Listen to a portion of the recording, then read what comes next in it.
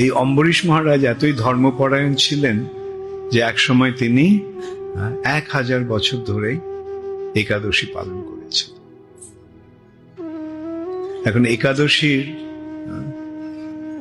পালন করতে হয় দ্বাদশীর দিন, একটা নির্দিষ্ট সময়ে একাদশী ব্রতটা ভঙ্গ করতে হয়, যেটাকে বলা হয় পারণ। একাদশীর ব্রত শুরু হয় দশমীর দিন, একাদশীর আগের দিন। আগের দিন সংকল্প করা হয় যে আমি একাদশীর দিন এইভাবে একাদশী ব্রত পালন করব। যেমন নির্জলা একাদশী, মানে আমি জল খাবো না। হ্যাঁ, কোনো কিছু খাওয়ার কথা তো দূরের কথা, জল পর্যন্ত আমি পান করব না, নির্জলা। তারপর সারাদিন কি করব? 64 মালা জপ করব।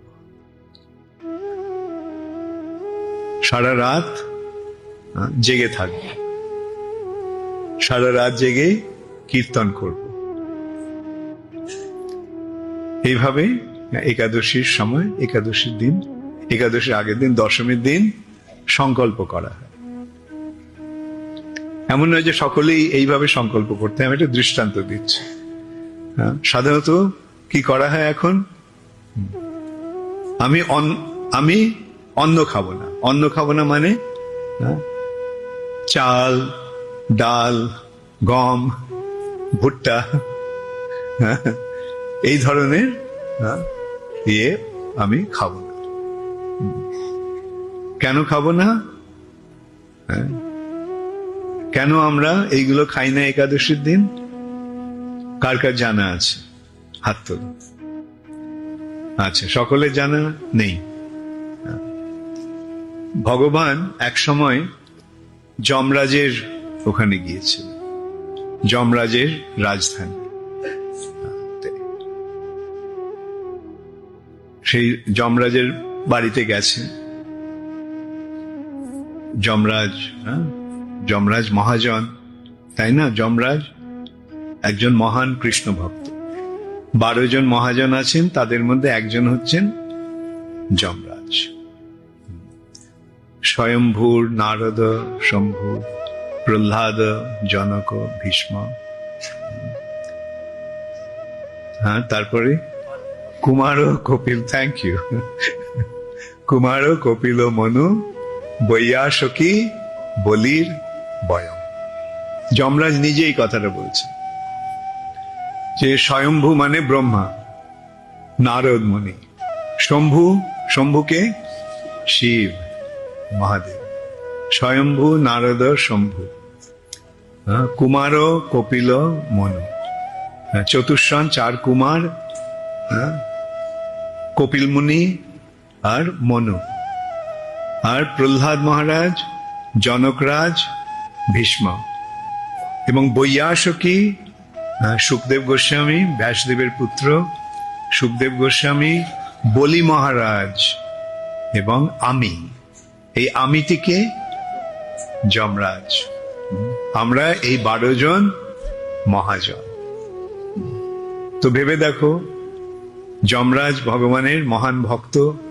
ভগবান শ্রীকৃষ্ণ যখন যমরাজের কাছে গেছে, তখন যমরাজের কিরকম মনের অবস্থা? যমরাজ তখন আনন্দে হরে কৃষ্ণ কৃষ্ণ কৃষ্ণ হরে হরে, হরে রাম রাম রাম। কীর্তন করতে শুরু করেছেন। শুধু মন্ত্র উচ্চারণ নয়, তিনি কীর্তন করে নাচতে শুরু করেছেন। তো এইভাবে যমরাজ ভগবানের চরণে প্রণতি নিবেদন করলেন।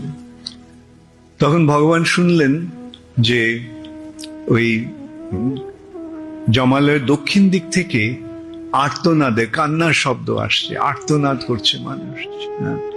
বেদনায় যেমন মানুষ চিৎকার করে, সেরকম আর্তনাদের শব্দ আসছে। ভগবান জিজ্ঞাসা করলেন যমরাজকে যে এই আর্তনাদের শব্দ কেন, কোত্থেকে আসছে? যমরাজ বলল, ওটা নরকে ওরা দণ্ড ভোগ করছে, ওরা যন্ত্রণা পাচ্ছে। কেন? ওরা পাপ করেছে। তাদের পাপ কর্মের ফলে তারা দণ্ড ভোগ করছে। তো ভগবান ভাবলেন যে এরা আমার সৃষ্ট জীব,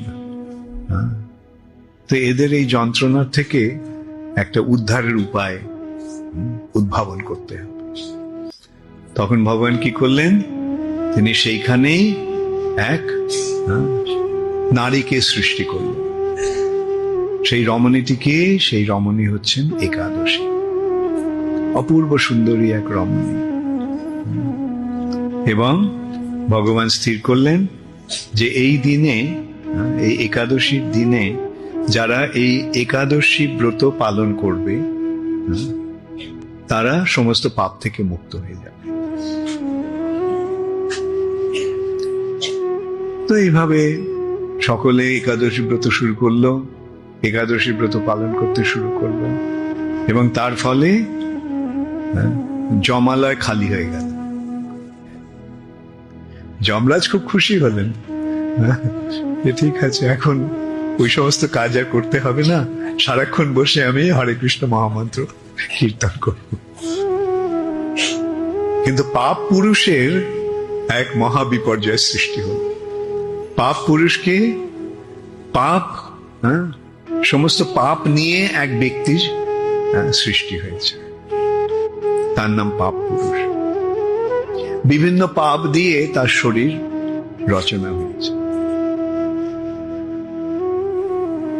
যেমন ব্রহ্ম হত্যা হচ্ছে তার মাথা, এইভাবে নানা রকম পাপ, তার হাত, তার বুক, তার পা, তার পেট। এখন পাপ হচ্ছে না, তখন সেই পাপ পুরুষের মরমর অবস্থা।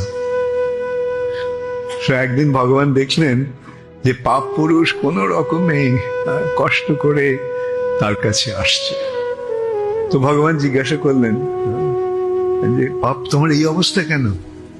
সারা শরীর এরকম অস্থি চর্ম সার হয়ে গেছে, কোন তোমার এই অবস্থা কেন? তখন পাপ পুরুষ বলল যে ভগবান, যেদিন থেকে আপনি একাদশী ব্রত সৃষ্টি করেছেন সেদিন থেকে সকলে ওই একাদশী ব্রত পালন করে পাপ থেকে মুক্ত হয়ে যাচ্ছে। তার ফলে জগতে আর পাপ নেই, তার ফলে আমার এই দুর্দশা। তা আমিও তো আপনারই সৃষ্ট জীব, তো আমার উদ্ধারের একটা, আমার জীবন ধারণের, জীবন রক্ষার একটা উপায় আপনি করুন। তখন ভগবান বললেন, ঠিক আছে, এই একাদশীর দিন সমস্ত পাপ অন্নে প্রবেশ করবে, এবং কেউ যদি পাপ নাও করে কিন্তু সে যদি অন্ন খায়, তাহলে তার সমস্ত পাপ তার শরীরে প্রবেশ করবে। তাহলে কি হলো? একাদশীর দিনে সমস্ত পাপ অন্নে প্রবেশ করছে, মানে চাল, ডাল, গম ইত্যাদি, এবং সেগুলি যখন খাওয়া হয়, পাপ না করলেও সেই পাপগুলি তাদের শরীরে আসে। তাহলে বোঝা গেল কেন আমরা একাদশীর দিন অন্ন খাই না। তো একাদশীর দিন অন্ন না খেলে পাপ প্রবেশ করবে না, কিন্তু যে পাপগুলো করছি সেগুলো তো থেকে যাচ্ছে। তাহলে কি করতে হবে? একাদশী ব্রত যথাযথভাবে পালন করতে হবে। একাদশী ব্রত পালনের নির্দেশ হরিভক্তি বিলাসে সুন্দরভাবে দেওয়া আছে। আমি এখানে কিছু বলবো না। যারা যথাযথভাবে একাদশী ব্রত পালন করতে চাও তারা হরিভক্তি বিলাসে দেখে নিও।